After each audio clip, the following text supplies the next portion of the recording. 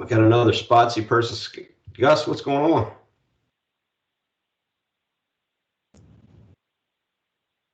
Hey, Gus.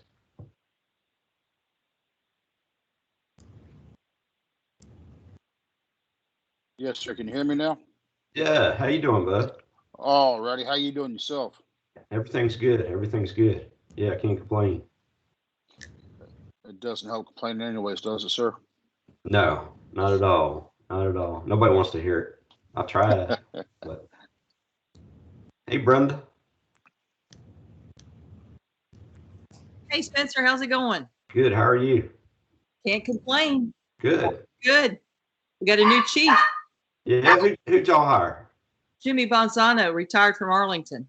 Can't say I've heard of him. I hope he does well for y'all. That's good. My gosh. It's amazing. Well, good. That's a great start then, it sounds like. Well, we love Chief maybe, but so I wasn't sure who they hire, would be. Yeah. And it's just been a great transition. Well, good. Well, good. That's glad to hear that. I know you were worried about it. Yeah, he was chief for like 25 years. So. Oh my gosh. Yeah, that's a long time. A long time, and he was the only chief the county ever had. Okay. All right. But Chief Bonzano is going to do a great job, I think. Well, good. Good. I'm sure he's sharp if you're retired from Arlington. Yeah, and he's a good person. Good. Good. That's a big part of it. Yeah. It was good to meet Susie a couple weeks ago. She did a good job in class. Yeah, she had all of her stuff done, and I didn't have to worry about it. She was on the ball. Good, good. Fortunately, we had another one that was enrolled and had a medical issue and had to drop out. Oh, that's no good. Who was that? That was Sierra Calvert from Company 3 in South Warren, rural county. Oh, yeah? Yeah. All right. Yeah, that was too bad. Well, tell her to stay in touch, and we'll see if we can find another class.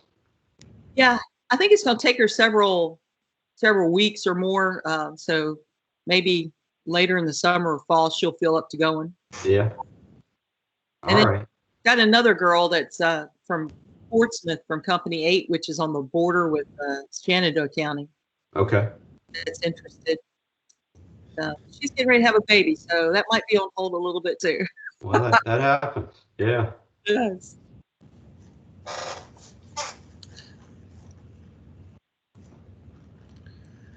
A lot of Virginia people in here, huh? I see that. Almost all Virginians. Let's see. Everybody except for Max out in Colorado. We usually get a few North Carolina people too.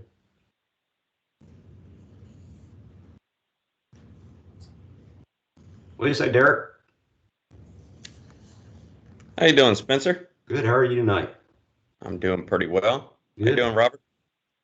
Hey, how you doing? Not too bad. Where's North Carolina people? Tell Chief Mosley get some people on here. I figured he would be on. He'd probably join us here shortly. Yeah. So.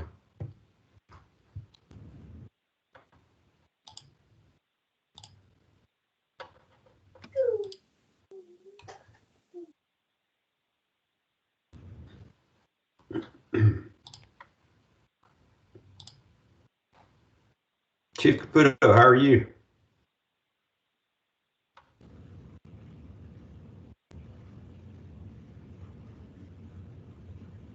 Let's see. And we got Amy on. Hi, Spencer. How are you? Good. How you doing? Good, thank you. We were just commenting that we need some people from outside of Virginia. So it's good to see you. I'll actually be in Virginia next week. So. Where are you heading to? Richmond. What? My daughter has a race there next weekend. Okay. All right. Well, I'm about 30 minutes away. Just holler if you need something. Thank you. I don't really mean that. I don't want to go to Richmond. I'll be honest with you. No, if you need something, you call me. Are you over towards Mechanicsville? I'm due east of Richmond by about 30 miles. So okay. Yeah, Mechanicsville is a little bit closer than Richmond is. About 10 minutes. Do you live in West Point? Yeah, I live in West Point. Yep. I read a book on Chesty Puller. Oh yeah? Went into that, yeah, West Point. He's a That's pretty where interesting he's guy. right. Yeah, that's where he was born and raised. Yeah. Yeah, Claim to fame right there. that's right. That's the only thing. Well, it looks like 7 o'clock, Robert. You ready to begin? All right. I'll get us kicked off here. Well, hello, everybody. Welcome to the April virtual recruitment and retention coordinator meeting. Appreciate everybody joining us tonight. I'm recording this, so be careful what you say. But no, we've got some good stuff planned tonight. Robert Eaby is the volunteer coordinator for Stafford County Fire Rescue, and he's going to talk to us tonight about making your 1582 physicals work for you. And so I'm going to turn it over to him. Robert. Thank you, Spencer, for asking me to present tonight, and I'd like to thank everybody for the opportunity to give some lessons learned, if you will. We do 1582 physicals for our volunteers, and this is not in any way a comprehensive lesson on 1582s. That's a whole nother lesson unto itself.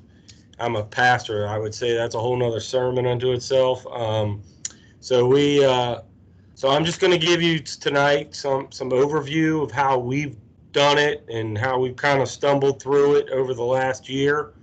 And like, my name's Robert, and if you have any questions, just, however you want to do it, you can butt in, ask questions, or we can answer questions at the end if you have any.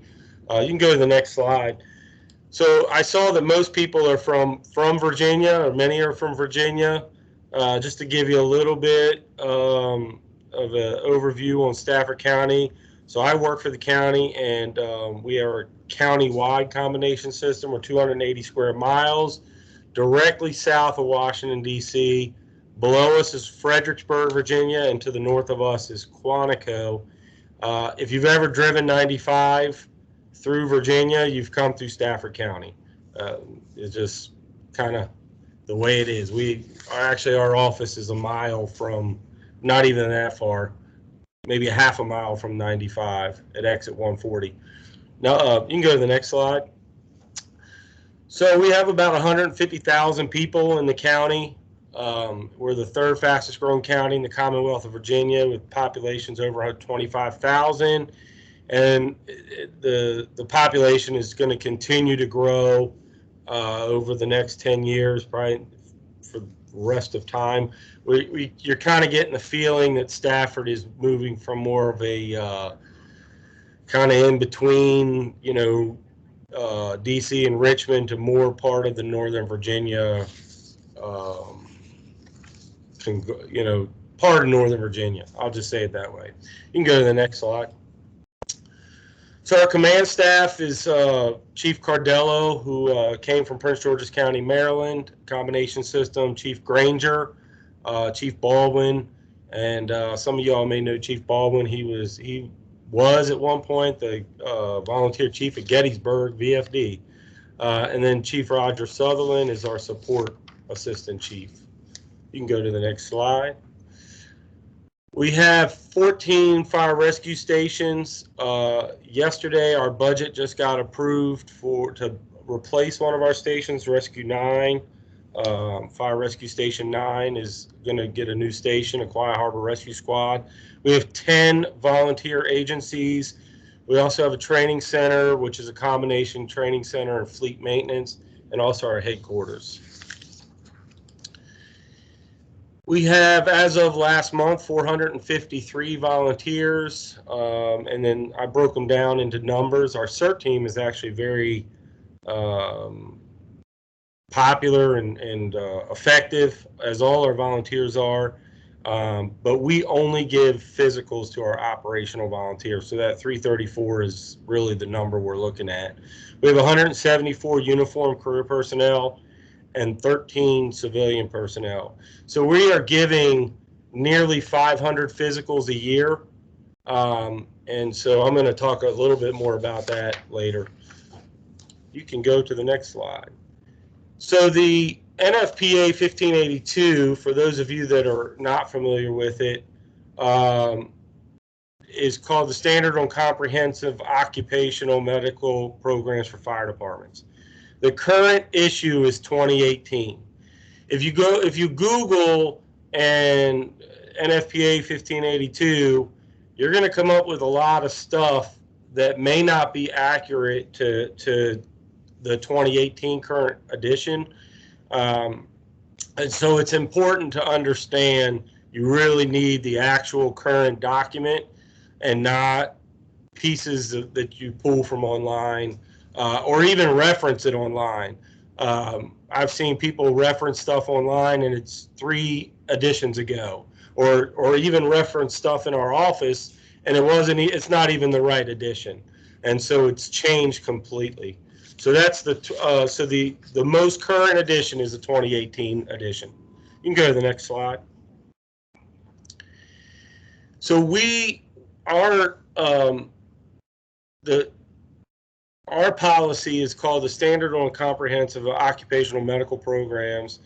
And the important thing here for us is confidentiality. We actually store our medical records in a storeroom that has a key badge entrance and entrance, not exit. And it's very limited. There may be 2 or 3 of us in the whole department that can get into that room. And I will tell you, nothing that we store in there is deeply personal. Most of it is just what we call slick sheets, which is just the pass-fail. But it still has to be confidential, and I can't stress that enough. It's essential.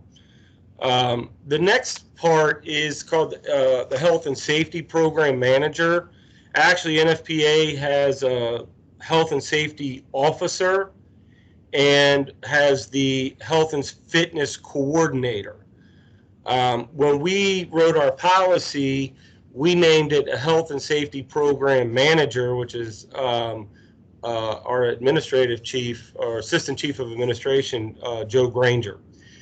One of the lessons that we learned in doing this policy is we basically only put Chief Granger in as the one that could have the information.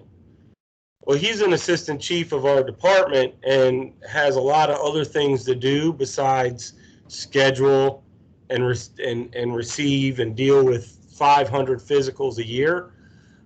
So we didn't put a second-tiered position in our policy. It got pushback from the volunteers because I was actually the coordinator, but there was nothing in the policy that said anything about a coordinator. So the volunteers were like, well, why does Robert know about our physicals? So we put in our policy, we just changed the policy to read designee, and that satisfied the situation. But I will tell you, that was, when you write your policy, if y'all would like a copy of our policy, I'd be more than welcome to, more glad to send that to you. But that is something that you may want to put in there, because generally the manager, and if you look in NFPA 1582, it's going to be a chief level. The coordinator is going to be somebody that's not a chief, maybe an administrator, a civilian like myself. And so it just helps to create both of those positions in policy. You can go to the next one. Actually, I misspoke. We call ours the Comprehensive Occupational Medical Program. We scheduled our first physicals just over a year ago in 2020. We have, as I stated, over 300 volunteers, operational volunteers, and we did complete 150 physicals in 2020 for our volunteers, 153. So, and we learned a lot.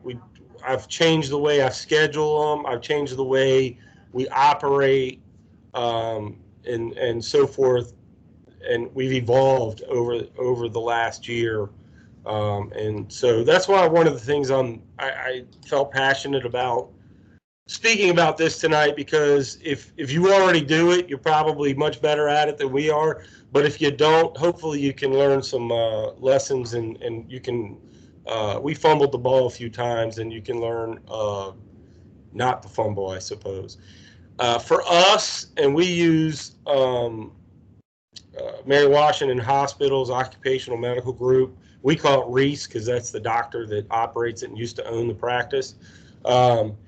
Each physical is $697 for females and men under age 39. It does increase because of the PSA blood draw on men over 40. And that is, and I'll tell you why in a minute, why it's so expensive. And you can go to the next one. So as of right now, we do not give new hire, or what you could call new hire, new volunteer physicals.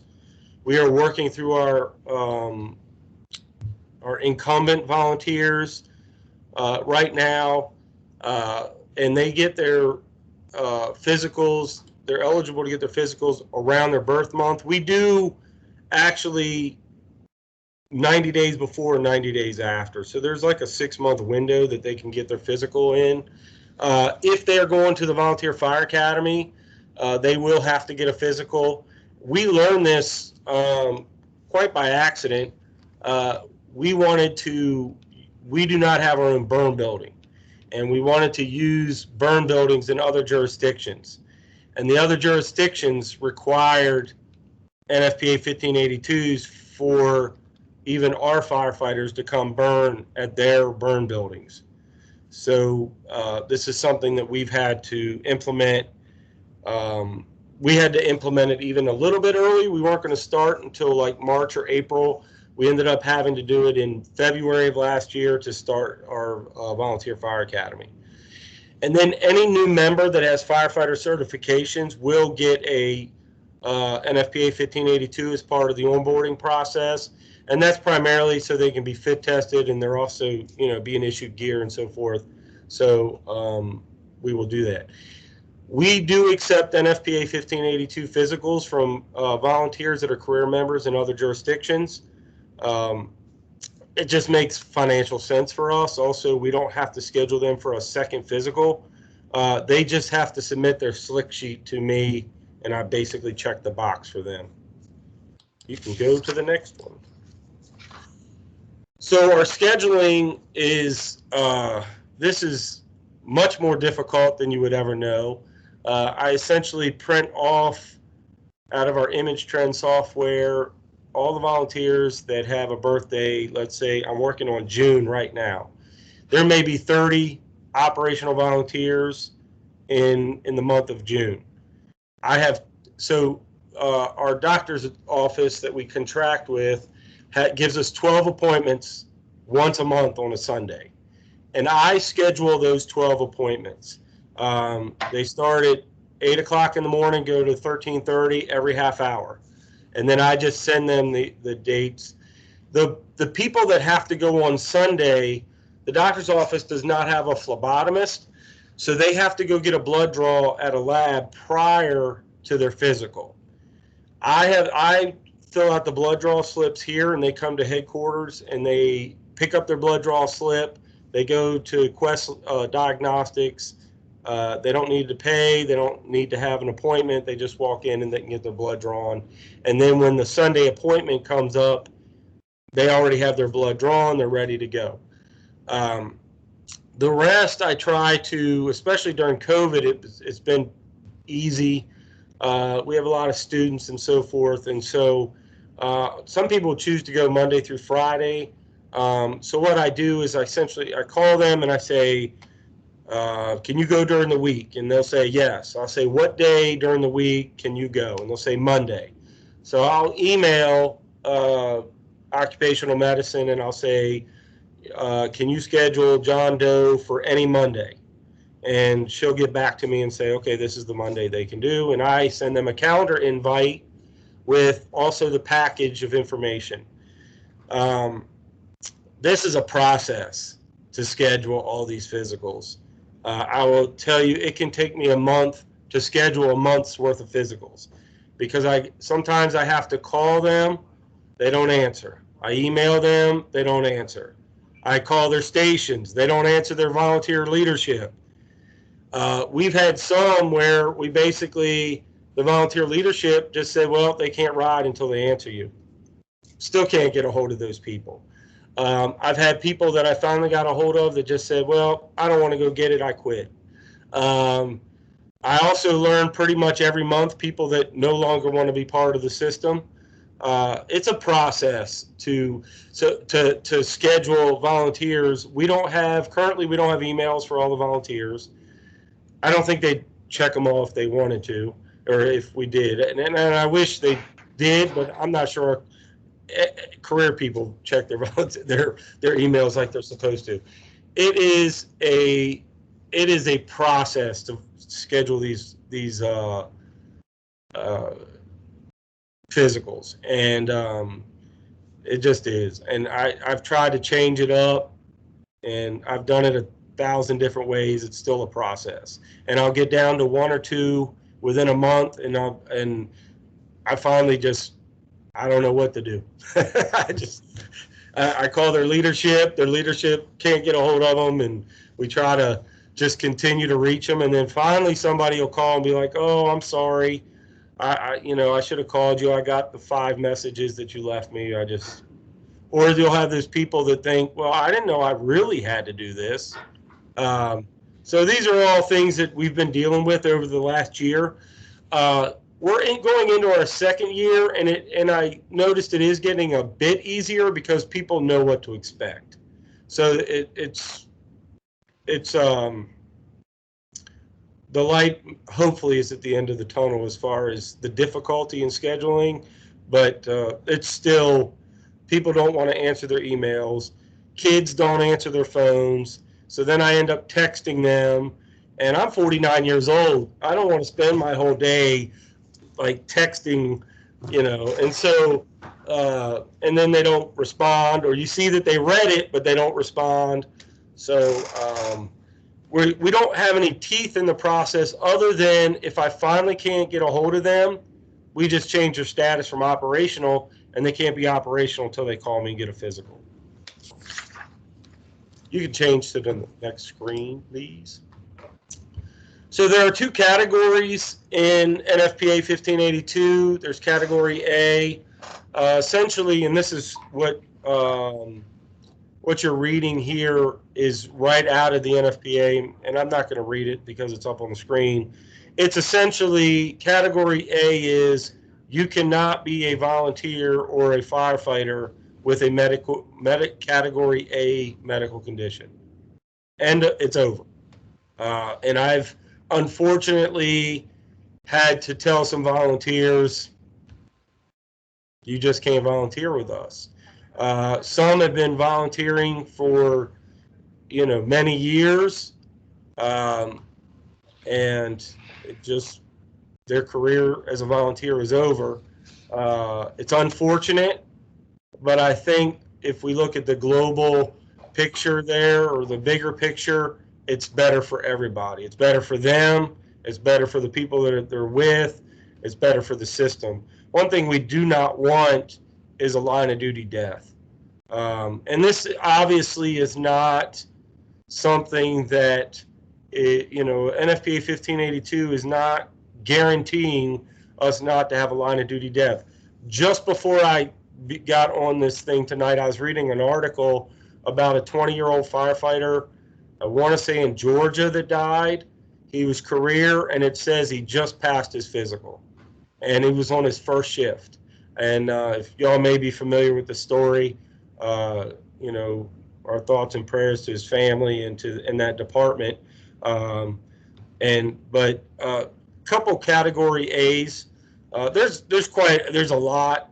Asthma is a category A medical condition. You will not be a firefighter in Stafford County if you have asthma. Chronic vertigo is another one. Those are types of category A. You can go to the next.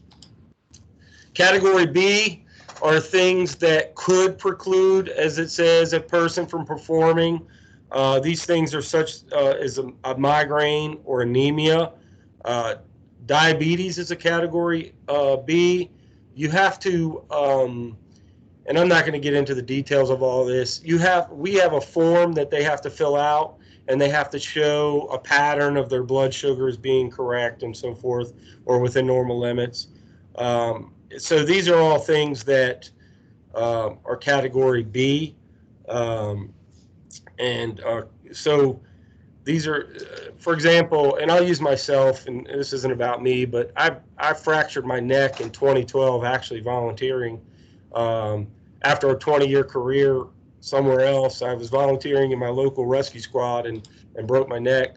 The metal in my neck would be, it could be a big significant issue. It could be a category B for me. I've just chosen not to do it anymore. Next slide.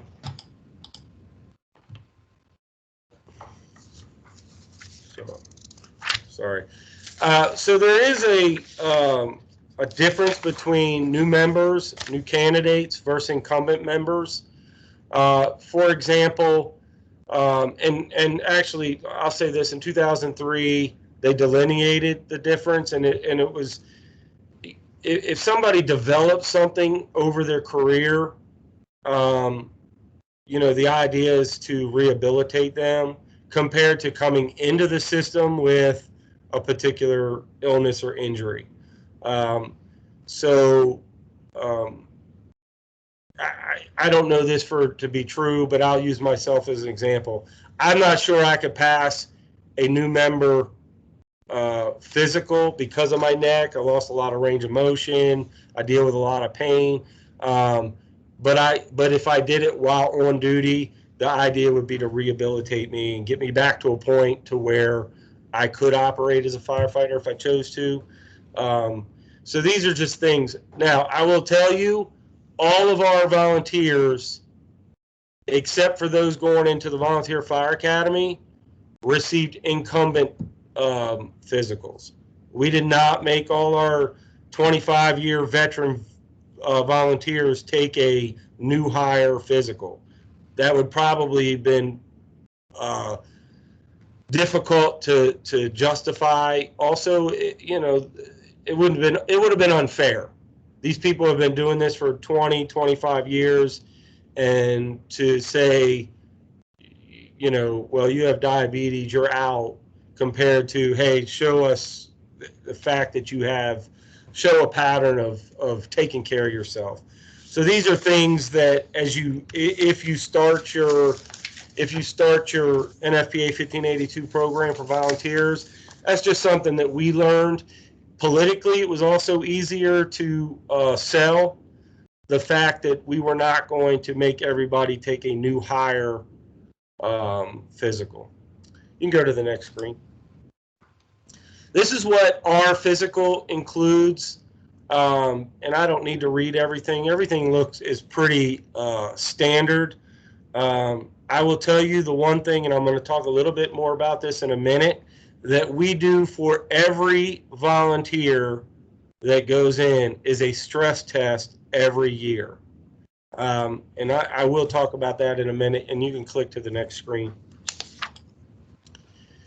And most of this is just pretty standard kind of physical stuff, nothing extraordinary other than the stress test for everybody.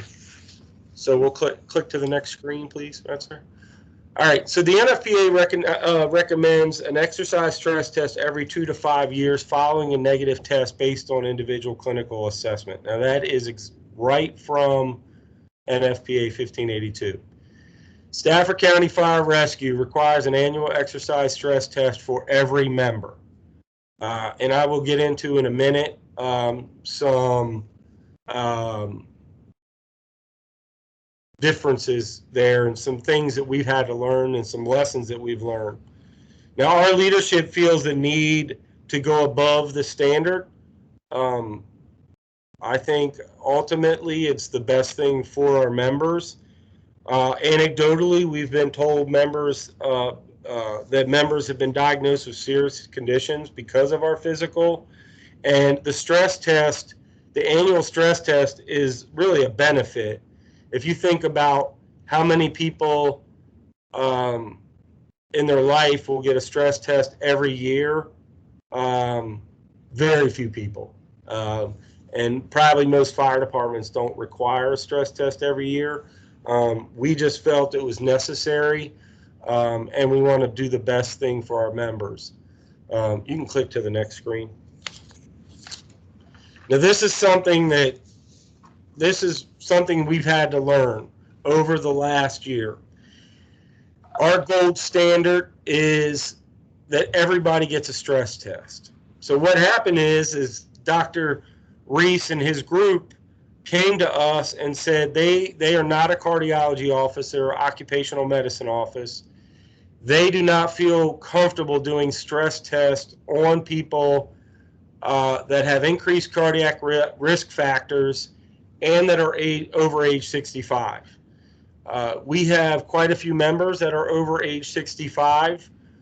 Most of them are EMS, but we did have some and do have some that are still on fire trucks.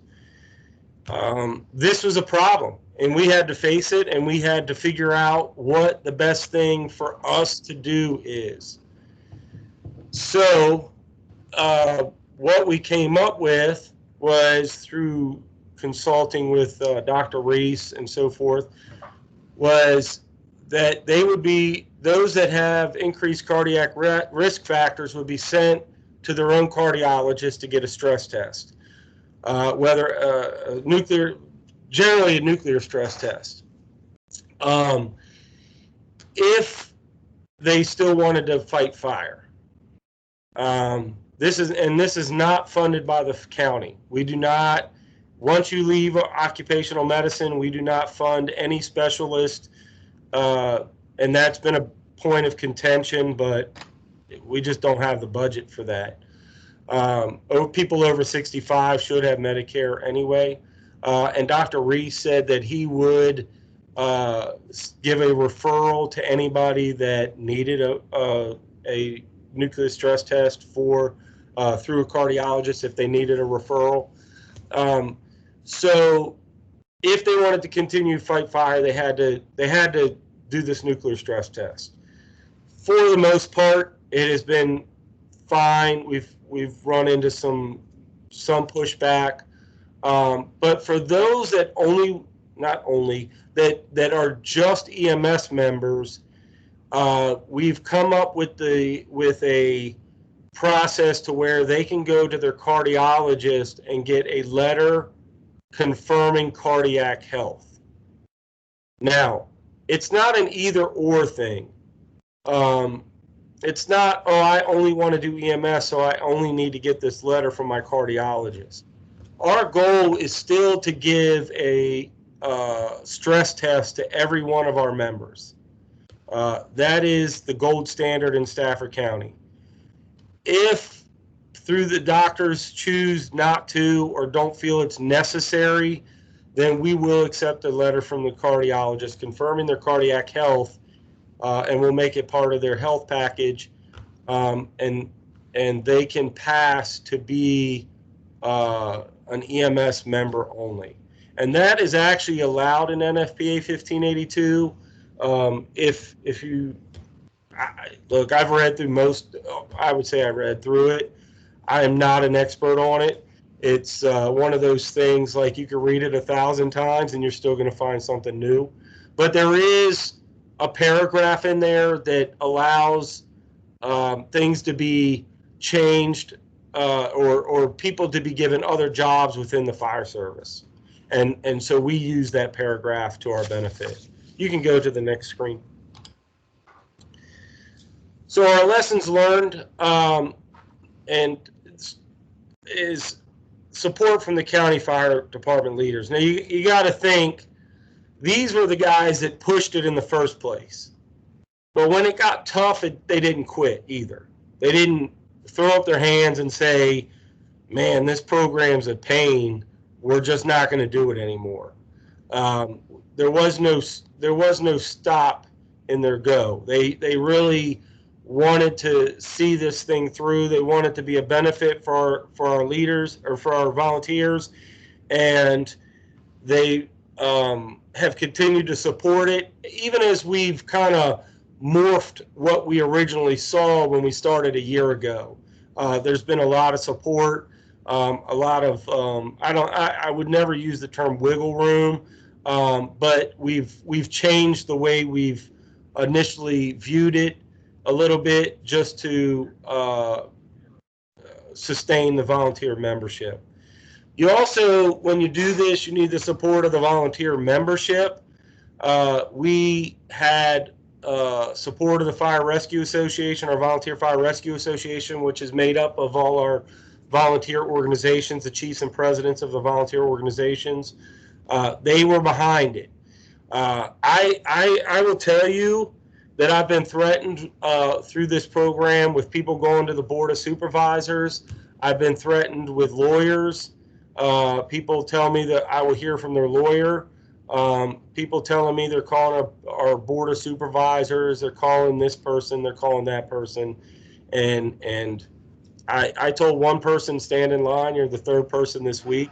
I didn't mean to be disrespectful, it just heard it before.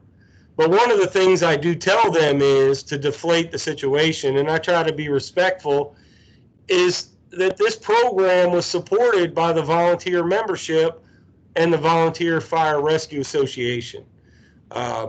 So when individual volunteers don't see the overall need, or they view it as, and most of us, if you've ever come from a combination system, this is my third combination system I've worked for.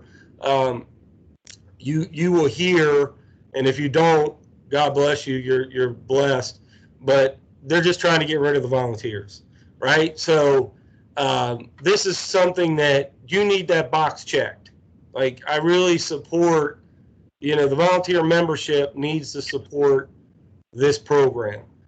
In our county, I will tell you that from a county leadership standpoint, it's actually part of our code. It's actually in the law that volunteers get physicals. So did we ultimately need the volunteer membership to do it, to enact this program? I'm not high enough to know, but it doesn't appear so. So I will tell you, but having that support is key to maintaining the program.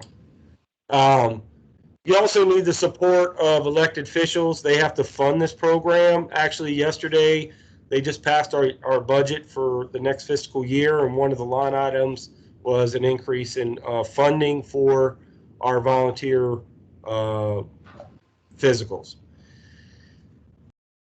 The next lesson learned is contract with a physician or office that is knowledgeable in 1582.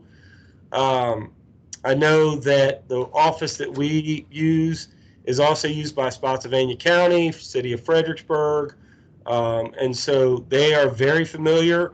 And Dr. Reese will call and we'll talk to him, and he'll quote 1582 like it's the Bible. And I'm like over here on my computer looking it up. So they have to be aware. This is not something that there's a lot to it. It's not just a check sheet. There's pages and pages and pages of things and details. And so to have a physician that is knowledgeable, I'm sure there's people out there that would say, yes, I know 1582, but our doctor really knows 1582. Build a working relationship with the occupational medicine coordinator. Ashley Templeton at Reese we've become like best friends. I talk to her or email her, communicate with her, text her, call her on her cell phone practically every day because I'm scheduling 500 physicals a year. And so it's just somebody's always canceling. Somebody's always can't go because they're going to a class, or they can't go because, their great-great-great-grandmother died. Whatever their excuse is, suddenly they can't go to their physical. So we're constantly moving, and it works wonderfully. I'll have Zoom calls with her. I call her on the phone. She calls me. I've taken her donuts. I've taken the office donuts. I go visit them just to say hi, simply because it's important.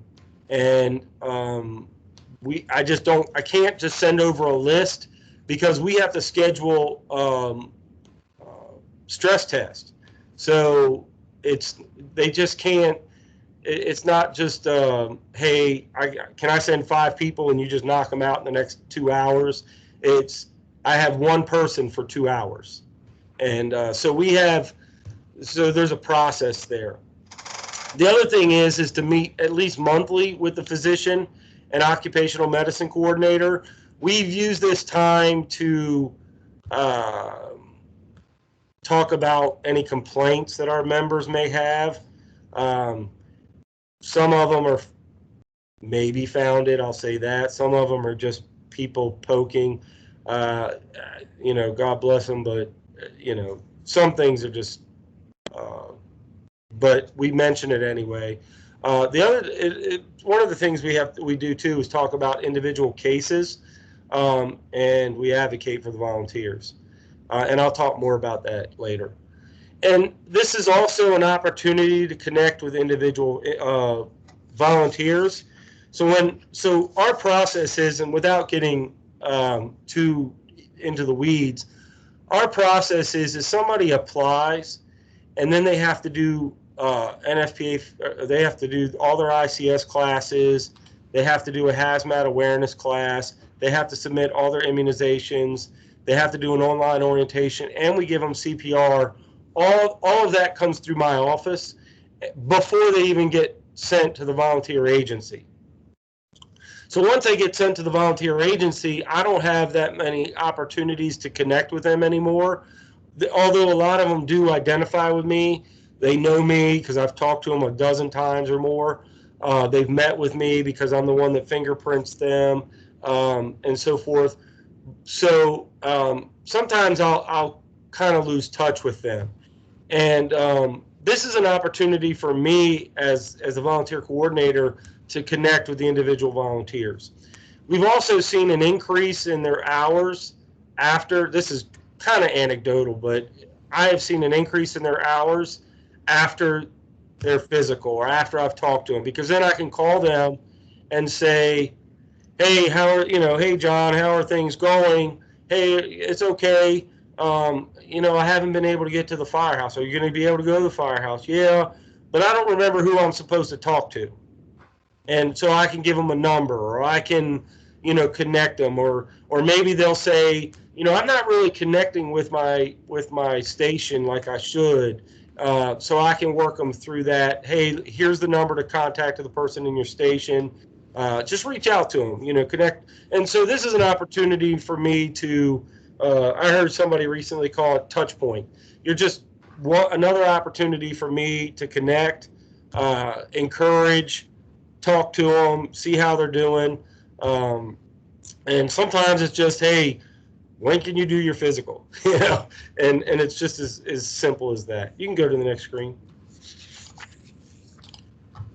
So I touched on this a little bit, and at first, when we started the program, we were going to be 1582 or nothing. If you didn't pass a 1582, you were not going to be a volunteer in Stafford County. We didn't even have anything on our slick sheet, if you will, our pass-fail sheet, that said anything but you passed 1582. And so what we learned very quickly is there were members in our department that contribute many hours that could not pass their stress test because of increased cardiac risk factors. They couldn't, or maybe they have asthma, but they are highly motivated EMS members. So we, through Dr. Reese, our occupational medicine doctor, we came up with this solution that there will be some people that are going to be EMS providers only and drivers. Now they can't pass this and drive a fire truck. So when we say firefighting, to even be a firefighter, to be a driver, you have to pass the NFPA 1582 and be a firefighter in our department. To be an EMS driver, you just need EVOC. So there were going to be some people that were never going to be fighting fire that are highly valued members of our department.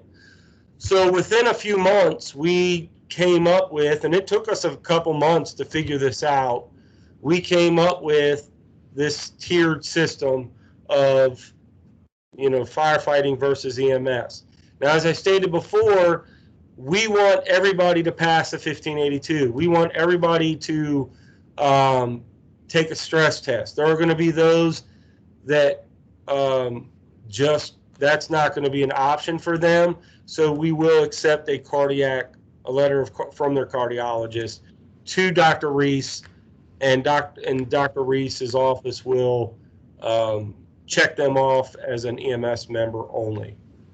There are people that it has saved a lot of political points. It's also helped us retain a lot of active volunteers. Another thing that we've learned, and I'm not sure if we have not yet solved this particular one, is we have a high rate of missed appointments. In December of 2020, I scheduled 12 people for physicals, 3 showed up. These are people that I've talked to at least 3 times in the process leading up to the physical. Some of them I've even called Friday before Sunday, and they still didn't show up. Thank God that occupational medicine has not started to charge us for missed physicals. I'm sure that's coming eventually. We just don't have any teeth in our system as of yet. And so when they miss, I just call them up and reschedule. We have had people that continually postpone, and if they get 90 days beyond their physical, or beyond their birthday, they just get switched to admin status, and they cannot be operational in our department until they get a physical. It's gotten better because I've just tried to call people leading up at least twice, leading up to the Sunday. We do better during the week, but I did have one volunteer so the doctor's office only opens to us on Sunday, and I had one volunteer look on their website. It said they were closed on Sunday, so he just didn't show up. And so we have those frustrating moments of they just, for whatever reason, they decide it's just not their day to go, even though I may have talked to them within 48 to 72 hours prior to their physical. And we schedule them out months before, and I will email them prior at least twice or 2 or 3 times, and then call them and to make sure that they go to their physical, and they still don't go. So we're not sure how to solve that problem yet, but I'm sure at some point we're just going to have to put some teeth in the system. Play fairly is something that I put in there. One thing you don't want to do is be viewed as not being fair amongst stations, being fair amongst members. We had to deal with somebody in a station going back and being like, I didn't have to do a stress test. And I got a call. Why didn't this person have to do the stress test? And I'm like, yeah, they were supposed to do a stress test. And of course, and with confidentiality, there comes if I go back to my station and I say 20 different things, 19 of them may not be true or just my perception of things. And by the time it gets back to me, all I can say is I scheduled them for a physical and they went to their physical. And that's because of HIPAA. There's nothing I can say. Now, I may recognize an issue and deal with that internally, but one thing you cannot do is be favorites with these physicals. And because then my next lesson learned is advocate for the volunteers. Well, on that phone call with Dr. Reese and Ashley every month, Chief Granger and I will pull out somebody and say, hey, why did this person fail? And it may, on the slick sheet, it may say, and we'll say, well, is there an option? Is there a way back for this person to get back to firefighting? Yes. Okay, can you send that to us? And then we will contact that member and say, look, if you do X, Y, and Z, you can be a firefighter again. And a lot of times, even if they're listed as category A, we have been able to advocate for them to become firefighters again. We have seen people flip from category A to back on a fire truck because we've advocated for them. Now we're in our second year. The doctor's office will know their history, and so we're not having to do that as much. But it's something that we've learned, and every volunteer is valued in our system, and I'll go to bat for them. Sometimes the answer is still no, but I'll go to bat for them. You can click to the next one. I am finished, and my phone number is there, and my email, and please, if you have any questions, you can go ahead and ask them.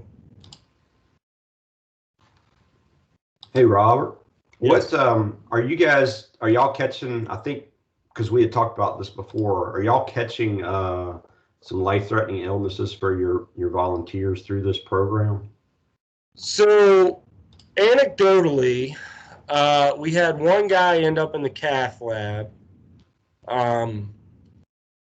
And I know of one other volunteer that I don't know what she has, to be honest with you. I have zero idea. But somebody told me that they found something in her physical, and it's potentially life-saving. So I just have stories, but we have found some first-time diabetics, things along that line. I don't get the package. Like they get sent a package 2 weeks after their physical with everything. We don't get that. We simply get, we call it a slick sheet. I have no idea why, but that's what we call it. And it just says kind of pass, fail, or pass, or fire, NFPA 1582 EMS kind of thing, or just nothing. They can't do anything. Very few people get, you can't do anything. But we have been able to send some people have to go to their specialist. There's always a lot of recommendations, like any of our physicals, lose weight, things like that. There's always, and one of the things that we're finding is you would think as EMS providers and as firefighters, we would all go to the doctor on a regular basis, but we have people that I haven't been to the doctor in 20 years, just like our patients. I have no medical history because I haven't been to the doctor in 20 years. So we are anecdotally, I don't know any huge specifics, but anecdotally we have heard some things. Good. Yes. Good.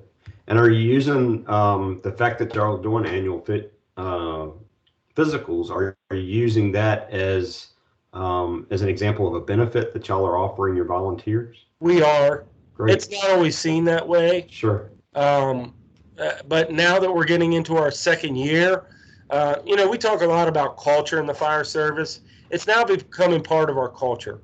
It's just what we do, and so especially as new volunteers come in, it's just part of the system. It's part of what they know to be right. The pushback is generally not even from the extremely active members, I will say.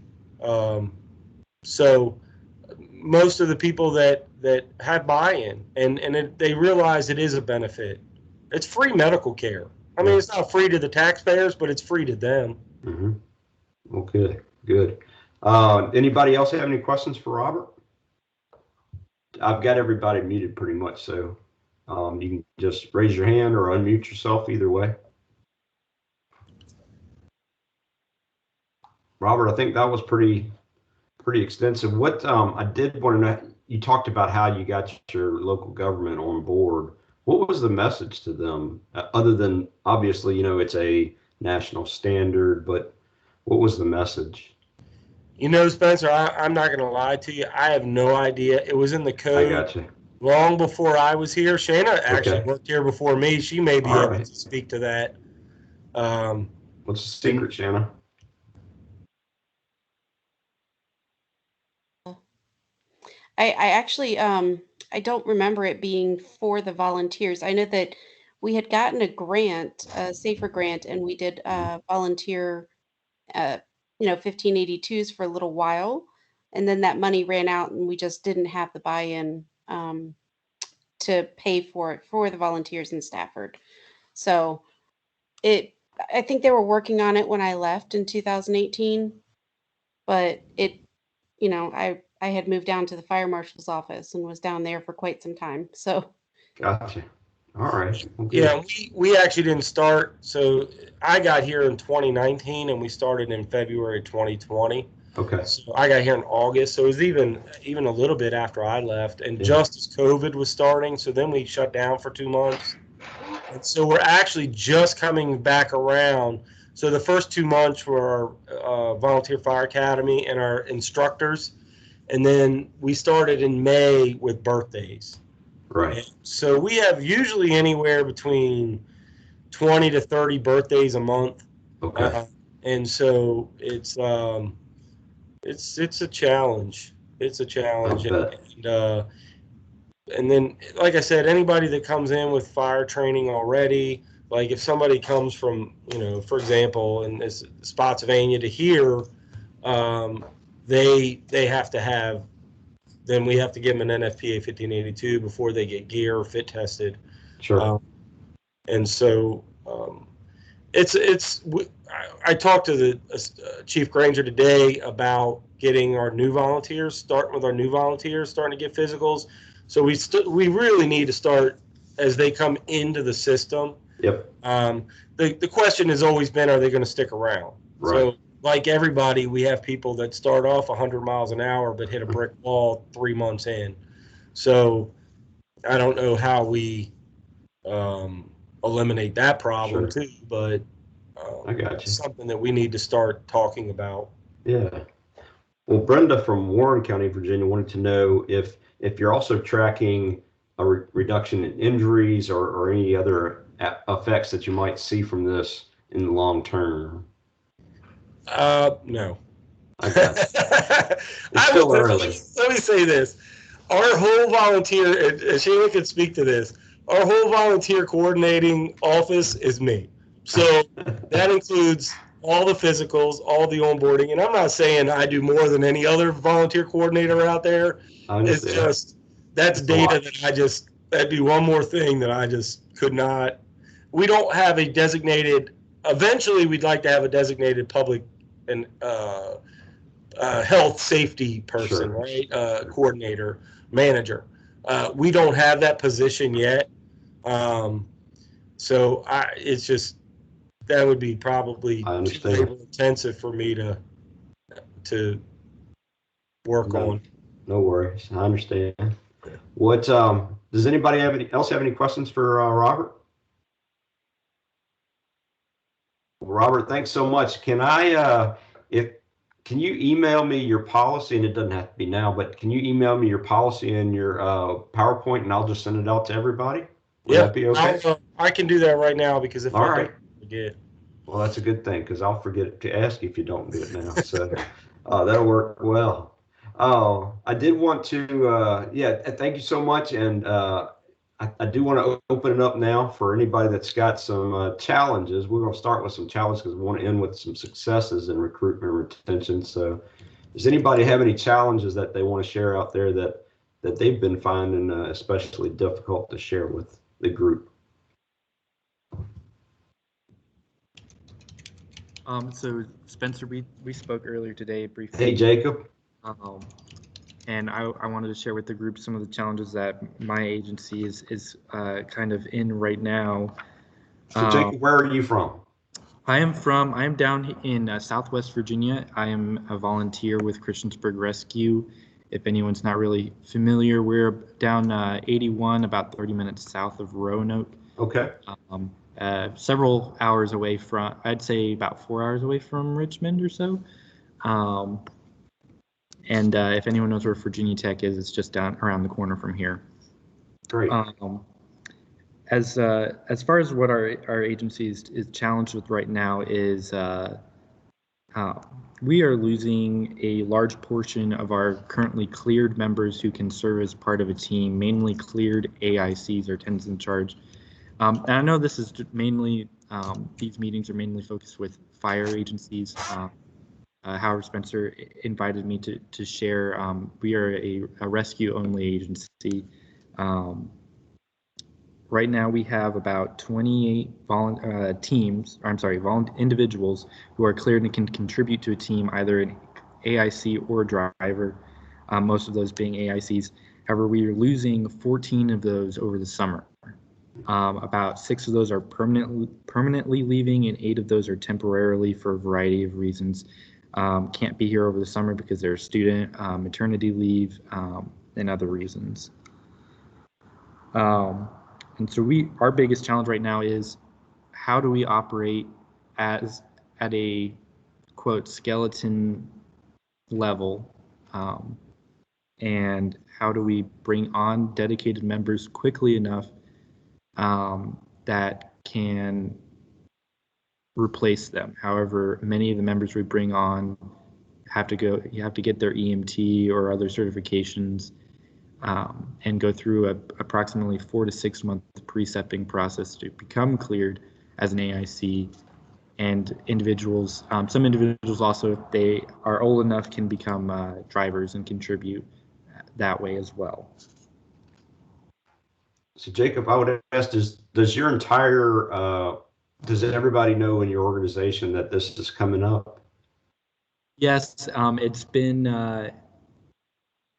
kind of the rumors in the halls for the past week or two, and I've been here every day this past week trying to get detailed information on when people are leaving, if they're coming back, when do they come back, and all of that, so that we can have a more public and detailed response to everybody here at the agency to know what's going on. Sure. And try and encourage people to come back and stay as long as possible. I got you. And is this something that happens pretty much every summer? We do typically have a flight of students, as we have a large student population here, being so close to Virginia Tech. We do have many people leaving every year. However, this summer is extra painful, so to speak, because we have not recovered from who we lost from COVID hitting us last year. And because of that, with COVID, we stopped bringing people on for over 6 months. We didn't start bringing people on until August of last year. Since August, we've had 4 recruitment classes, and in total only brought on approximately 28 people. About 10 of those have gotten, about 5 of them have gotten cleared. The other 5 are nearly cleared. And then we have about 18 others that have been brought on this year alone, and half of those are uncertified. And so that's kind of where our Sure. membership challenges are. Sure. Does anybody else out there have a similar issue with college students and leaving during the summer?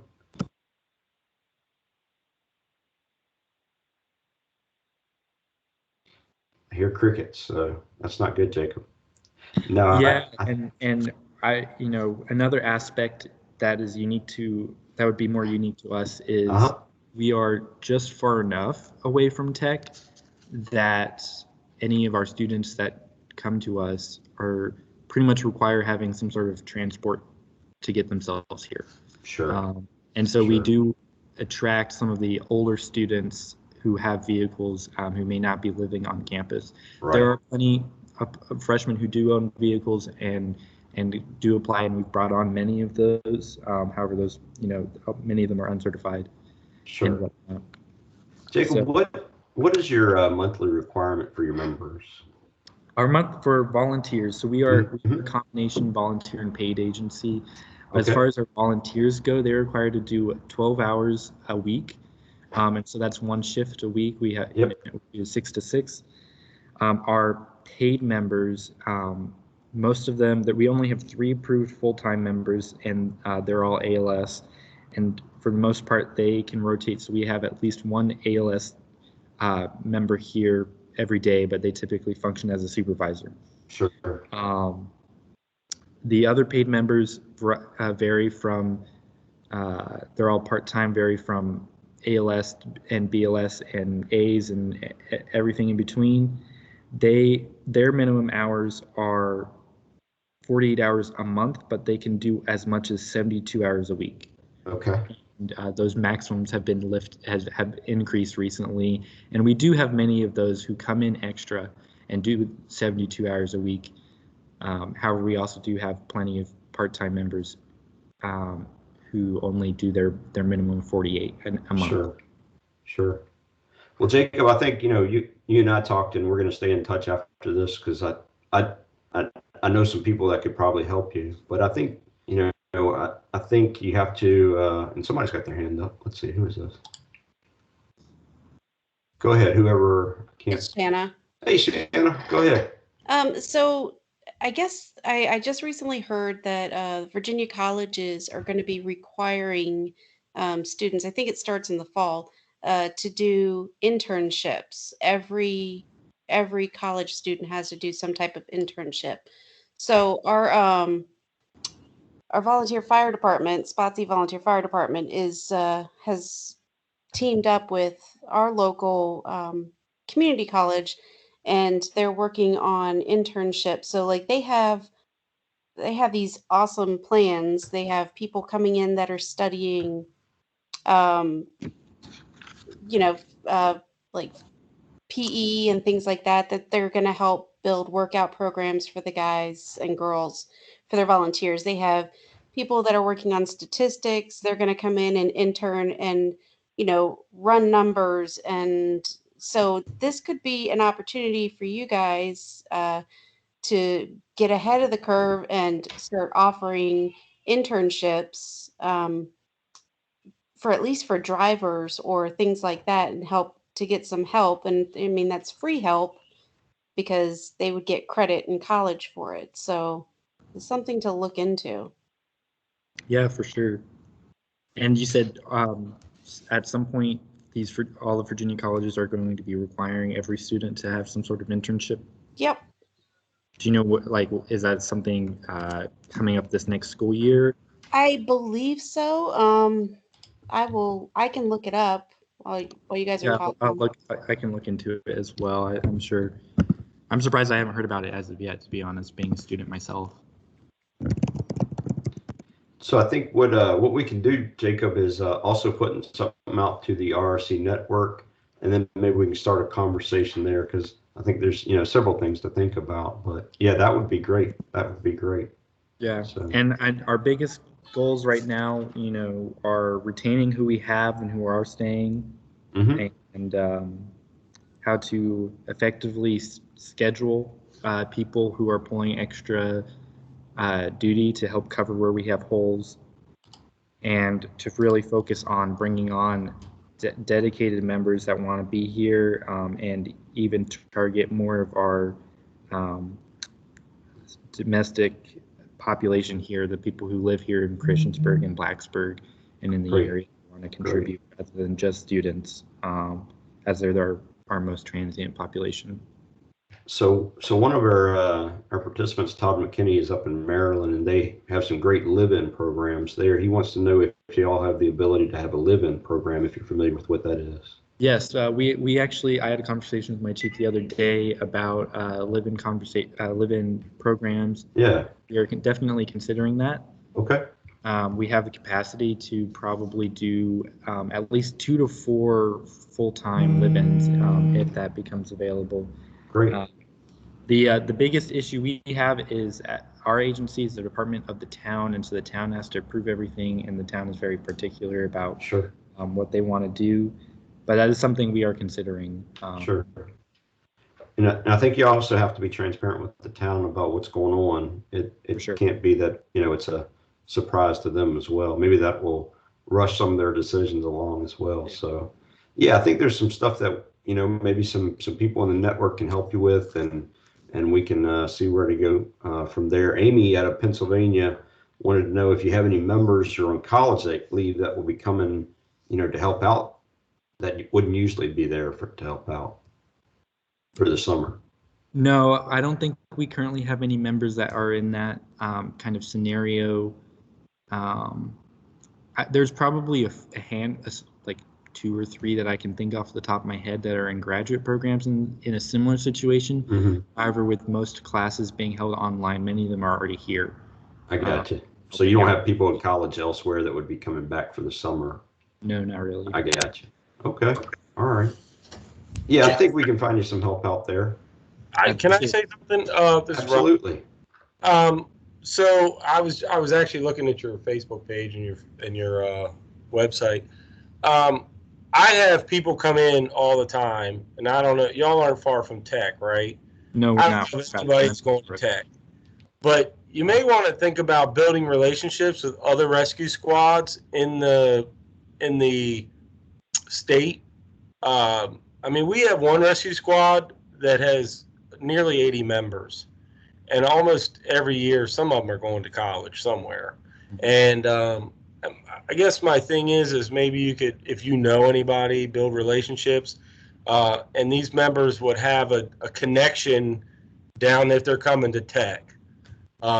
Maybe they're from Stafford County, maybe they're from, the Fredericksburg Rescue, whatever, but they come down there, they know Jacob from Christiansburg Rescue, and that may be just something you might want to think about. It might be worth a few phone calls.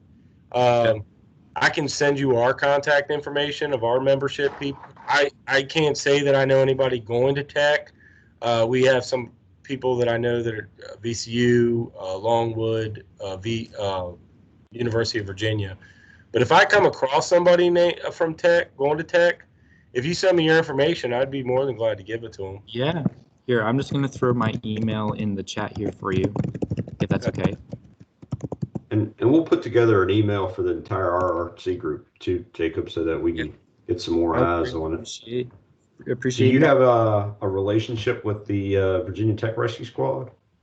Another thing that I've brought up with you briefly, Spencer, is I am also an officer for VA/VRS districts. Yes. And any rescue agencies that are familiar with VA/VRS is statewide. I operate as I've taken on the role as recruitment and retention, as well as a rescue officer for District 7, which encompasses approximately 9 or 10 counties down here in near Southwest Virginia.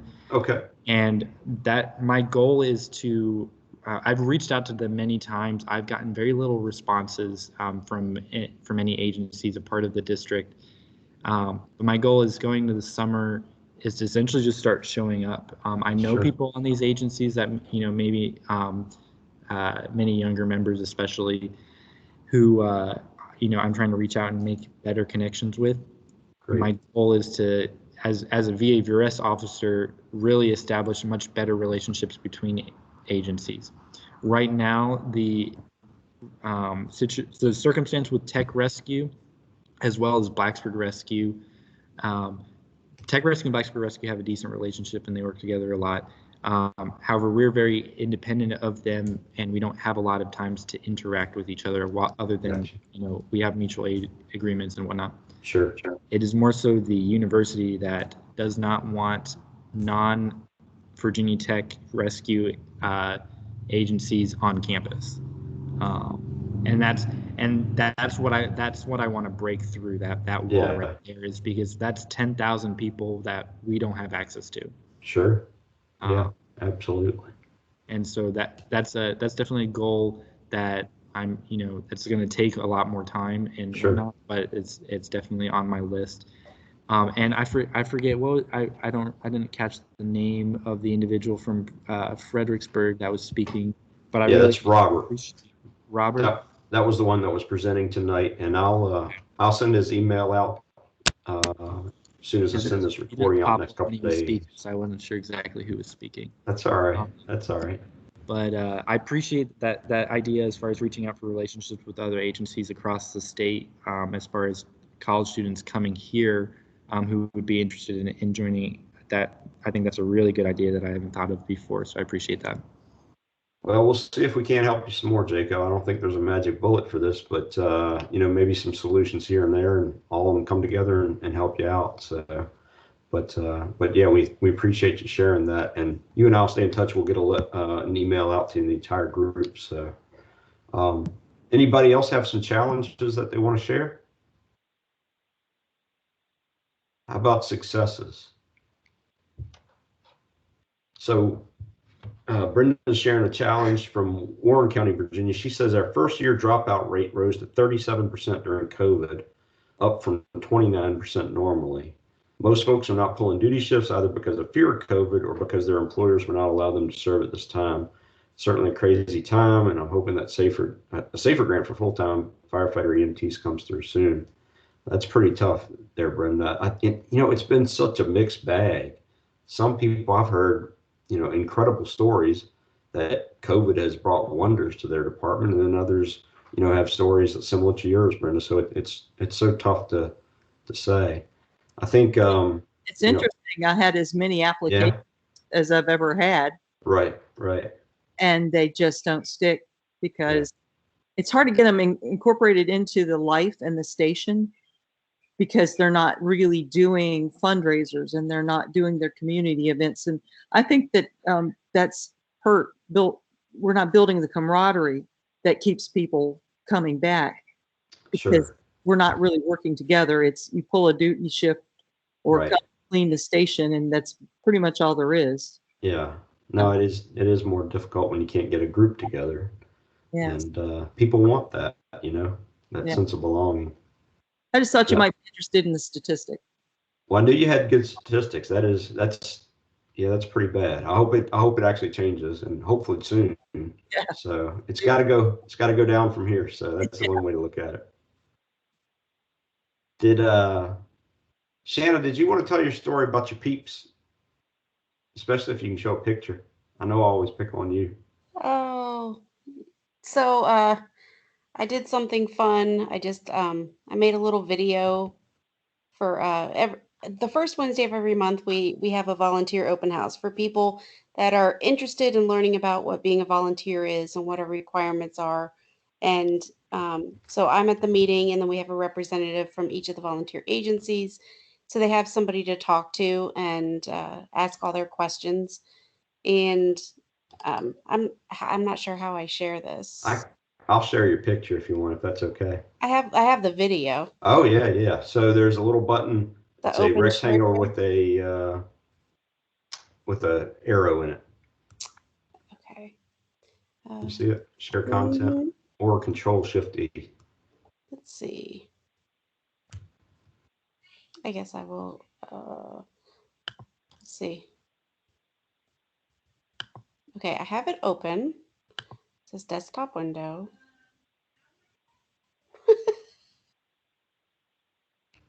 Does it work? It's not working. Good old Teams.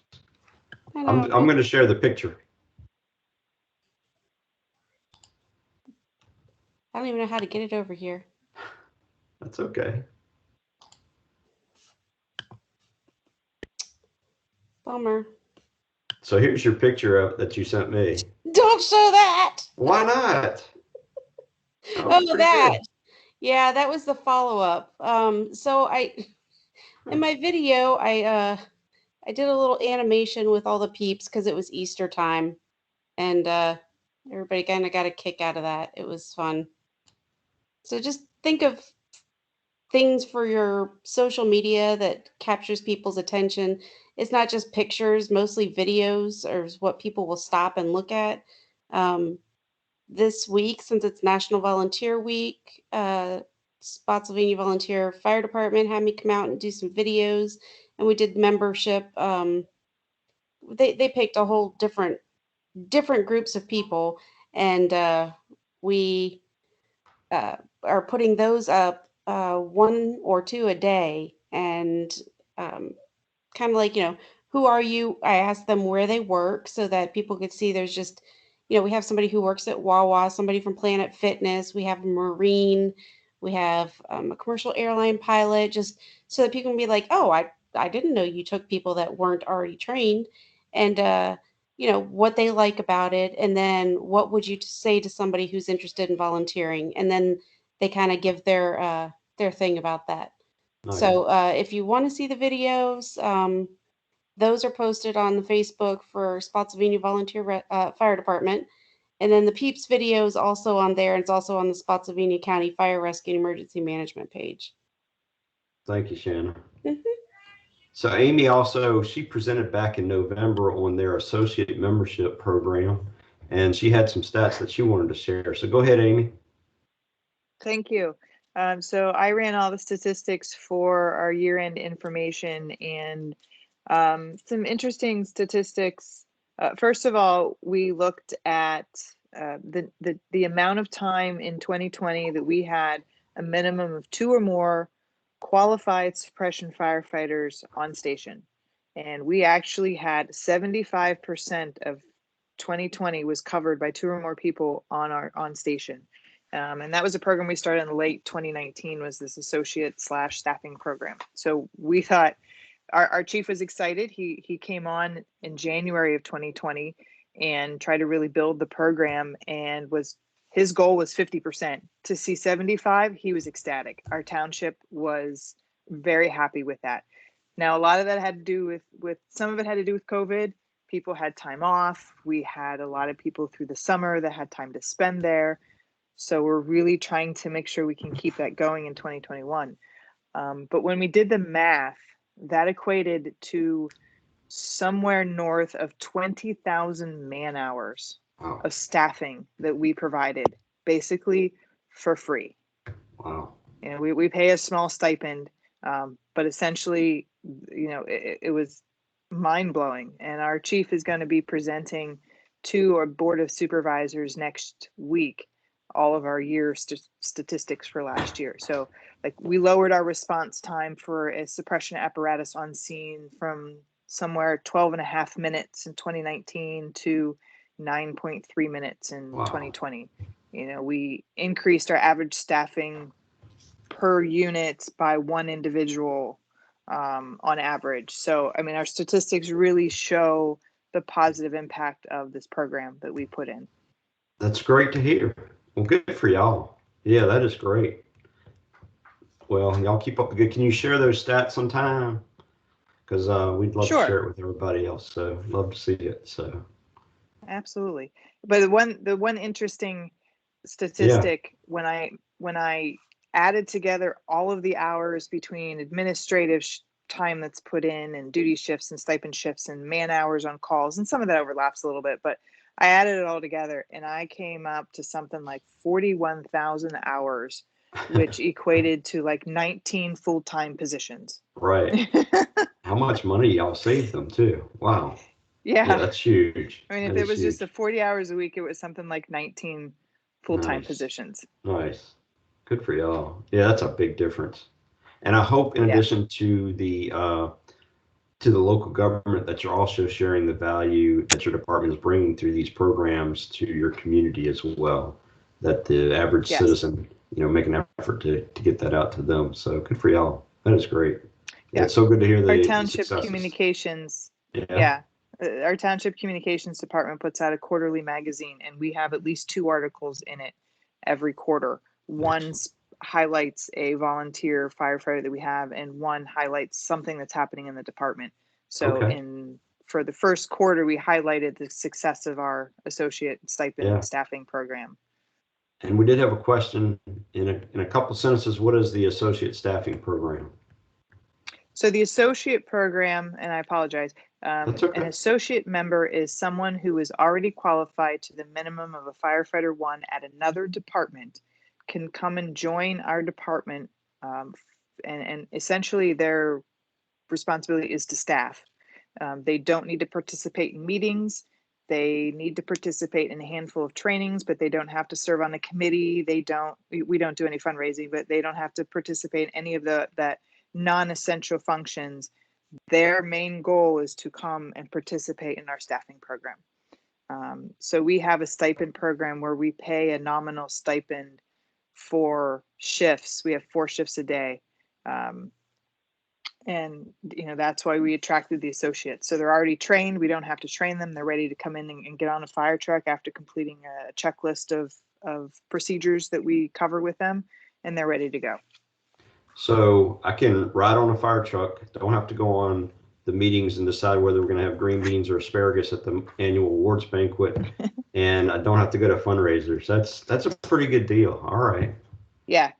Yeah, Excellent. it is. And what was really shocking with the staffing program is some of our senior leadership and older members were concerned that these associates were going to come in and push out our Sure. long-term members. Mhm. And when we looked at the statistics of who was doing the most staffing in 2020, 65% of the staffing of that 20,000 hours was done by our existing brigade members. Oh, that's great. Only 35% was covered by those new associate members that came in. Nice. Y'all are doing well. Congratulations. I Yeah. know you're happy with that. So, Thank you. well, thanks so much. Did anybody have anything else they wanted to share before we take off? Todd in Maryland says that they do the same and have had some success there as well with their career folks. Let's see. Well, I guess we're kind of at the end of our line tonight, so I appreciate it. It's so good to hear some successes as well. So thank y'all for sharing. I do want to tell you that next month we're going to be meeting on May 27th, and I always tell people to follow this guy on Facebook and LinkedIn and whatever else is out there that I don't know about. But Walter Campbell is going to be joining us to talk about social media content. It's actually, his presentation is called Make 'em Click, and it's about creating engaging social media content. And if you follow him, he is really amazing, especially at tying pop culture to his content for recruitment. So I'm sure it'll be interesting.